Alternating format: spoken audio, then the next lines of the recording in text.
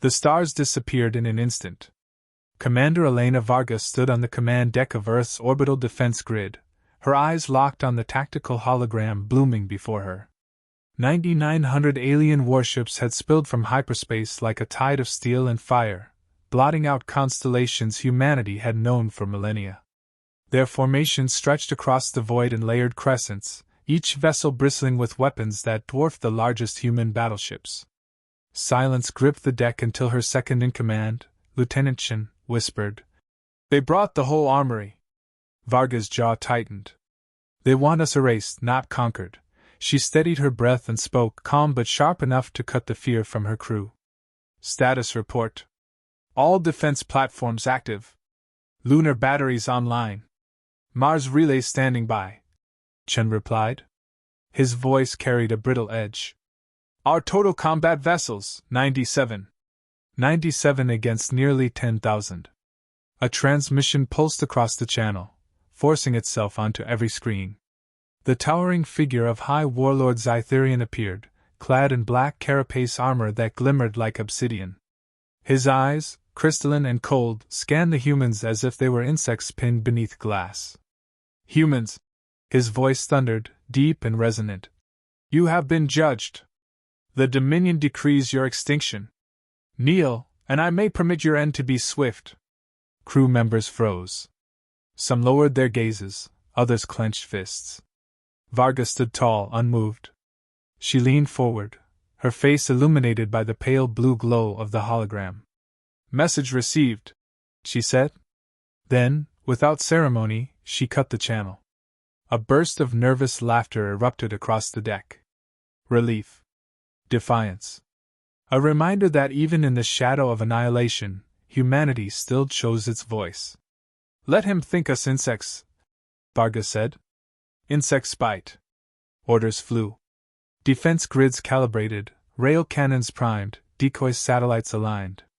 Every heartbeat in the command deck echoed the same unspoken truth: they would not win by strength. They would win by teeth and fire, by cunning sharpened through centuries of survival.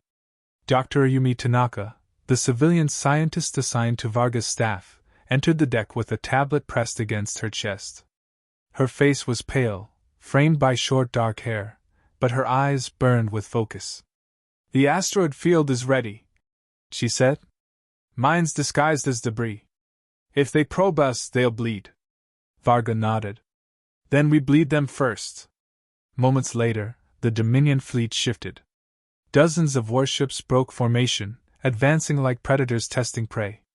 Their hulls gleamed with alien alloys, curved and flawless. "Contact imminent," Chen said. On the tactical display, the first Dominion ships glided into the asteroid belt that circled Earth's orbit. For a breathless second, nothing happened. Then, light erupted. The belt blossomed into fire as hidden mines detonated in precise sequence. Fragments of rock became shrapnel. Shockwaves tore through Dominion ships, snapping them in half like brittle toys. 10 ships gone, then 20, then 30. Cheers erupted from the deck. For the first time, the alien fleet bled. But Varga did not cheer. She watched as the hologram recalibrated. Beyond the shattered vanguard, thousands more ships held formation unshaken. Their advance slowed but did not stop. The Dominion adjusted with chilling efficiency. Their vessels shifted, weaving between detonations, shields shimmering. The trap was sprung, and its moment had passed. "Damage report on our side?" Varga asked. "None. All mines remote," Chen said, grinning with disbelief. "Commander, we just crushed 50 of their ships in one move." 50 out of 9,900, Varga reminded him. Her voice cut through the celebration. "Don't count the sparks. Watch the firestorm." The mood sobered. They all understood. Humanity had won its first skirmish, but the war had barely begun. Sergeant Morales, patched in from the ground command network, appeared on the screen.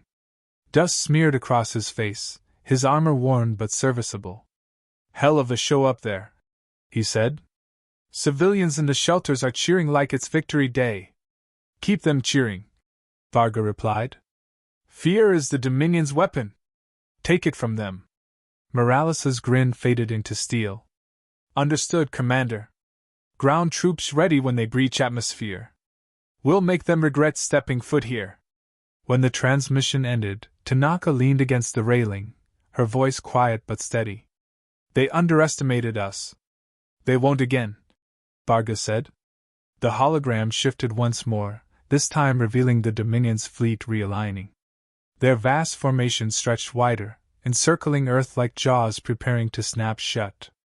They moved with a precision that spoke of centuries of conquest, unshaken by the loss of their scouts.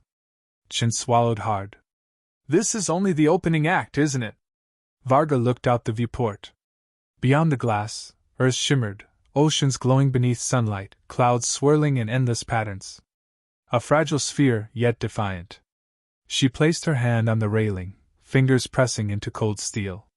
This is the shadow, she said softly. The storm hasn't even begun. A hush settled across the deck. Every officer, every soldier, every technician knew what it meant. The trap had worked, but only for a heartbeat. Now came the avalanche, a weight designed to crush a world. Varga turned, eyes sweeping across her crew. You've seen them. You've heard them. They think we'll break. They think we'll kneel. They think the fire in us can be stamped out. They are wrong. Her voice rose, steady and unyielding. We don't fight for conquest. We don't fight for glory. We fight because Earth is ours, and no one takes it from us. Applause thundered through the deck. Chen raised his chin, voice firm again. Orders, Commander? Signal every station, every ship. Prepare for full engagement. No retreats. No surrenders. They came to erase us. Let's teach them what it costs. The stars beyond the viewport dimmed as the Dominion fleet closed in, thousands of ships advancing with silent menace. The first shadows of war stretched across Earth, and humanity stood at the edge of its trial. Elena Varga's gaze did not falter. Let history remember this day, she whispered. The day humanity refused to die. The Dominion came with fire. Hours after the asteroid mines had claimed their first victims, the sky above Earth turned into a theater of violence. Thousands of alien vessels shifted formation, layers upon layers of hulls glinting under sunlight. Their lines pressed forward with machine-like precision, filling the void with weapons arrays that stretched like forests of steel. On the command deck of the orbital defense grid, Commander Elena Varga stood rooted before the tactical map. Red markers multiplied like a plague across the hologram. Around her, officers called out vectors and weapons status, voices tight, every syllable under pressure. They're targeting orbital stations Alpha through Epsilon, Lieutenant Chen reported, his fingers dancing across the console. Main bombardment begins in 60 seconds. Reinforce Alpha and Delta, Varga ordered. Pull everything else into flanking positions. We won't hold them in a line, we'll make them chase us. The first volley arrived before the crew could breathe. Streaks of plasma fire seared across the void, slamming into Alpha Station with catastrophic force. The feed lit up in a flare of white, then cut to static. 300 souls gone in an instant. Station Alpha destroyed, Chen said flatly, but his clenched jaw betrayed the effort of control. The Dominion barrage didn't pause. Epsilon followed, ripped apart by a rain of energy lances that cut the station into glowing fragments. The fragments spiraled down, dragged into Earth's atmosphere where they burned like a false meteor shower. Civilians below would be watching the sky, whispering prayers or curses. Varga gripped the railing. She felt every loss like a blade to her ribs, but she forced her voice steady. Order surviving stations to scatter fire. No clusters. Make them waste their salvos. Earth's defense grid came alive. Rail cannons flared, spitting tungsten slugs across the void. Missile pods opened, launching streams of fire into the swarm. The void turned chaotic, dotted with streaks of white and orange, ships maneuvering through fields of destruction. 2 Dominion cruisers down, Chen called. 5 more damaged. They're adapting, Dr. Tanaka said from her corner of the deck. Her hands tightened around her tablet as she tracked the Dominion's movements. They're slowing their advance, covering their flanks. They're learning us. They'll learn pain, Varga replied. Redirect fleet units to shadow side of Earth. Force them closer to atmosphere. The order triggered a rapid maneuver. Human ships fell back into Earth's shadow, vanishing from direct sight. Dominion vessels pursued, their formations pressing dangerously close to gravity wells. Then humanity struck. Dozens of fighters burst from the shadow, streaking into Dominion lines. Their smaller frames darted between enemy cruisers, dropping plasma bombs against exposed hulls. Caught off guard, Dominion ships spiraled as explosions rippled across their flanks. Several lost balance to gravity and descended toward Earth's pull, breaking apart in reentry. The deck erupted in cheers. For a brief moment, victory felt real.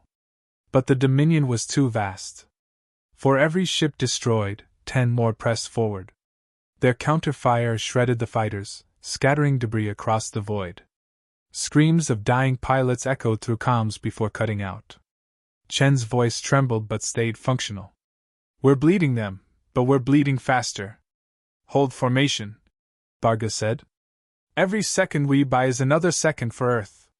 On the enemy flagship, High Warlord Zytherian watched the chaos unfold. Reports streamed in, hundreds of Dominion dead, losses mounting in engagements that should have been trivial. His mandibles clicked in irritation. He leaned forward on his command throne, eyes narrowing at the sight of human tactics disrupting his armada.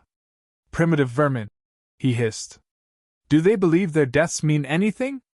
High Warlord, one of his lieutenants ventured. We've lost 300 vessels in 2 cycles. This is unprecedented. Unprecedented is their audacity. Zytherian snapped. Crush their commander. Find this. Varga.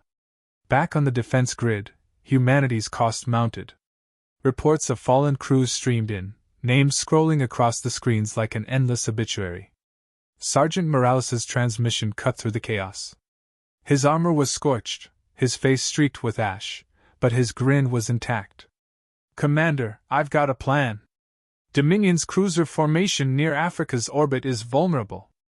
My unit can board, take one of those beasts from the inside. Morales, that's suicide, Varga shot back. He chuckled. Everything's suicide today.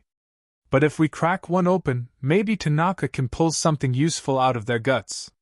Give us more than just bleeding. There was silence on the line. Then Varga gave the only answer she could. Do it. And make them regret you. Morales saluted before the feed cut.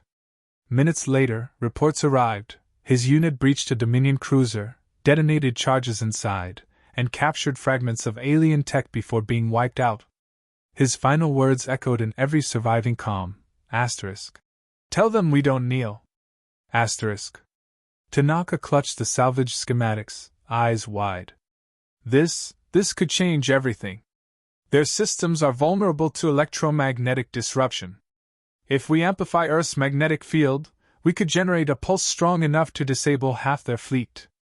It would disable ours too, but it buys us time. Varga finished. She didn't hesitate. Do it. Technicians raced across stations, rerouting satellites, channeling energy into Earth's field. The countdown began. Varga watched the Dominion fleet close in, their weapons lighting the void. Then the world screamed.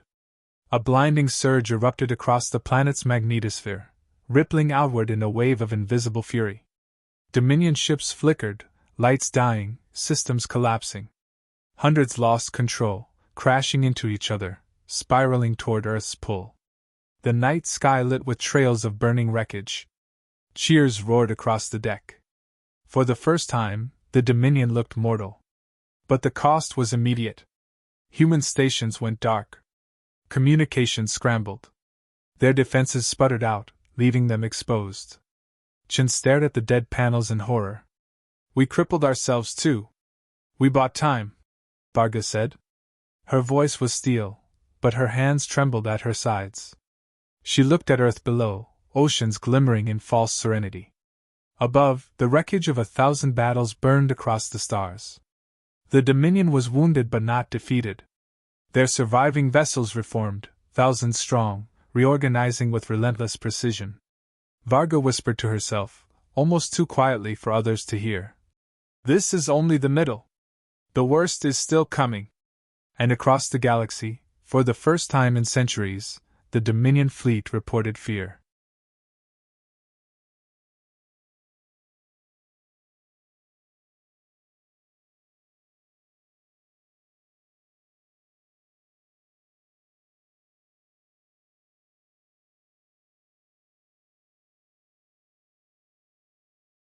The EMP storm faded, but the silence it left was short-lived. Systems blinked back to life in fragments. On Earth, cities flickered with uneven power, shields sputtered, and orbital defenses stayed crippled. The Dominion, though bruised, remained vast. From the defense grid, Commander Elena Varga studied the tactical map as red icons reformed, thousands of enemy ships drawing tighter around Earth. Smoke from burning debris streaked across the planet's atmosphere, casting red glows through the clouds. Humanity had bought hours. Hours were not victory. They're regrouping, Lieutenant Chen said grimly. Their formation's tighter. They're ready to come down. They're coming no matter what, Varga answered. Now we make sure they choke on the ground they try to take. Across continents, Dominion dropships pierced the skies. They fell like needles of fire, slamming into fields, oceans, and city ruins. Armored legions poured out, towering figures encased in steel and carapace, wielding weapons that cut through concrete as easily as flesh. Sergeant Morales' successor, Captain Dara Singh, transmitted from the ground. Explosions rumbled behind her as she shouted over comms. They're landing everywhere! Africa, Asia, North America, it's a flood. Civilians are in bunkers, but if we don't slow them, they'll cut straight through to population centers. Hold them however you can, Varga said. Her tone was ice. Every street is a wall, every ruin a fortress. If they want Earth, they'll pay for every meter. On the ground, resistance ignited. Soldiers and civilians alike took arms. Tanks rolled from hangars, jets streaked low, and improvised barricades turned cities into labyrinths. Dominion troops advanced with inhuman precision, but Earth answered with fury. Guerrilla fighters struck from alleys. Engineers turned subway tunnels into kill zones. In the ruins of New Delhi, families threw firebombs at armored walkers, burning them alive from the inside. The fight was chaos, but it was not surrender. From her vantage, Varga coordinated both orbital remnants and ground troops. Every order meant lives lost, but hesitation meant extinction. The weight pressed on her chest, yet her voice never broke. A new transmission broke through, High Warlord Zytherian himself. His crystalline eyes gleamed with disdain, his voice vibrating across frequencies. Your resistance is a scratch on iron, he declared. Your people burn, your defenses crumble. Yield, and I may preserve a record of your species. Otherwise, you vanish. Varga leaned close to the comm, her words sharp as a blade. You've lost more ships to us than in any campaign you fought. If you want to erase us, you'd better carve it into stone, because memory of this day will live in every survivor you failed to kill. Zytherian's expression faltered for a heartbeat before twisting into rage. Then I'll crush you myself. The Dominion flagship broke formation, descending from orbit like a black spear. Its bulk cast shadows over the Earth's curvature, bristling with weapons arrays capable of splitting continents. Chen turned to Varga, panic flickering across his face. He's bringing his flagship here. If he fires, Earth is done. Then we cut out the heart, Varga said. Prepare Morales' prize. The captured Dominion cruiser, crippled from the suicidal raid, had been patched and weaponized. Now it drifted like a Trojan horse. Varga's plan was brutal: ram it into the flagship, detonate its stolen core, and tear open Zytherian's command throne. She called her surviving fleet captains to a final briefing. We're out of time. Every ship we have left will strike at their flagship. Our nukes, our fighters, our bodies if we have to. If Zytherian dies, the fleet hesitates. That's our opening. Silence followed. Then one captain, voice raw, said, For Earth. The words spread through every channel until it became a chant, for Earth. The assault began. Human fighters screamed across the void, diving headlong into Dominion formations. Nukes detonated in blinding bursts, tearing carriers apart. Pilots rammed enemy ships when ammunition ran dry, voices echoing their last cry into calms. Human vessels spiraled like meteors into the flagship's shields, straining them to collapse. Amid the chaos, the stolen Dominion cruiser powered forward. Varga herself commanded from its bridge, Chen at her side. The massive enemy flagship loomed ahead, its silhouette blotting out stars, its weapons tearing through Earth's last fleet. Inside the Dominion throne room, Zytherian watched the human vessel approach.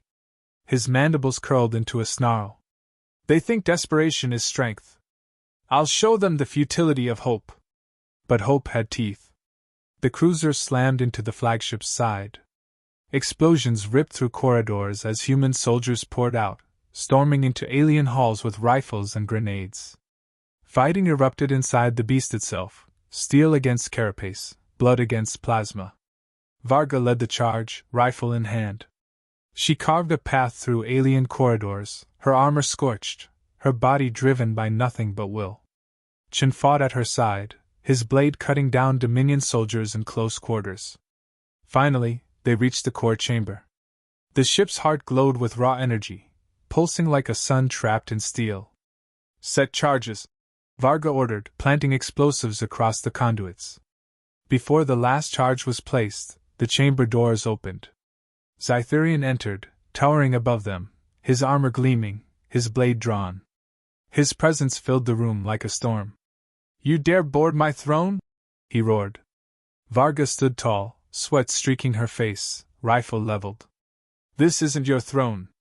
It's your tomb. The duel was brutal.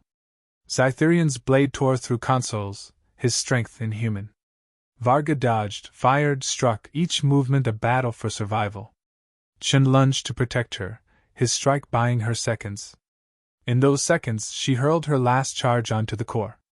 The chamber shuddered. Warning sirens blared. Zytherian froze, realization dawning. No. Yes. Varga spat, staggering back. She triggered the detonator. The explosion consumed the chamber. Varga and Chen barely escaped through emergency pods as the flagship convulsed, flames ripping through its hull. The great vessel broke apart in orbit, its wreckage raining into Earth's atmosphere. Dominion formations faltered. Without their warlord, coordination fractured. Dozens fled, retreating into hyperspace. A fleet of nearly 10,000 had been reduced to scraps, retreating with only a few survivors to carry the tale. On Earth, soldiers rose from ruins, battered but alive. Civilians emerged from shelters, staring at burning skies. Humanity had not only endured, it had slain the giant that came to erase them. From the defense grid, Varga broadcast one final message across every channel. We are still here. Let them remember it. Let them carry our name across the stars. Humanity does not kneel. Silence followed, then cheers thundered across continents. Earth was scarred, millions gone, cities shattered, but it was not dead. And in the far reaches of space, whispers began among other species under Dominion rule. Whispers of humans, the fragile creatures who destroyed a fleet of 10,000. Whispers of hope, born from ashes and iron,